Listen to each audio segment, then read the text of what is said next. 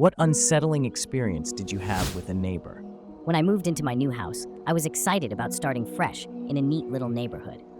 The houses were close, but everyone seemed nice enough at first. My next door neighbor, Mrs. Jensen, was an elderly woman with a penchant for baking. She brought over cookies on my first day, and I thought I had lucked out. At first, she was pleasant. She would wave to me in the mornings and chat about the weather. But things started to change. She began to drop by unexpectedly, claiming to just check in. At first, I thought it was sweet, but it soon turned a little too invasive. She'd comment on the flowers I had planted, asking why I hadn't chosen a certain variety. It felt off, but I brushed it off as just her way of being friendly.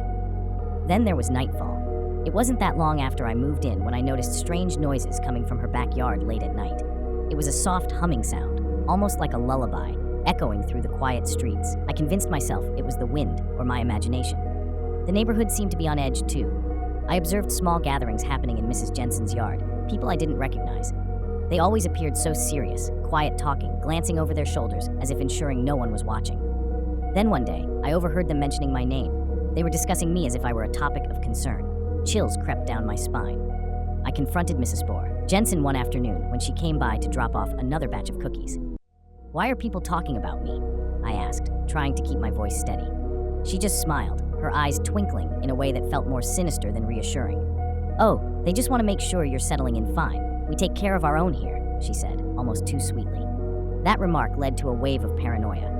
I noticed how neighbors would peer out of their windows whenever I'd go outside, their curtains shifting just enough to make me question their intentions. I tried to ignore the whispers and laughter I would hear when passing by, the reluctance of my pleas for a simple, kind interaction. It slowly felt suffocating.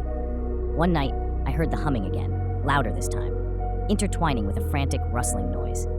Curiosity got the better of me, and I decided to peek through my window to see what was happening. I saw Mrs. Jensen in her yard, surrounded by those ominous figures from before, all holding what looked like tools, but not the gardening kind.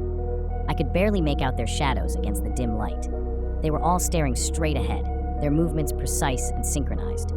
I locked my door and watched as they began to dig into the ground together, systematically and almost ritualistically. My heart raced at what I was witnessing. This was no friendly neighborhood gathering. The next day, I packed a suitcase and left in the early morning, needing to escape whatever it was I had stumbled into.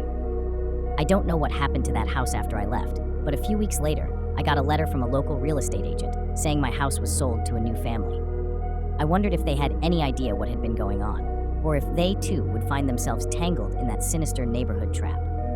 I never found out.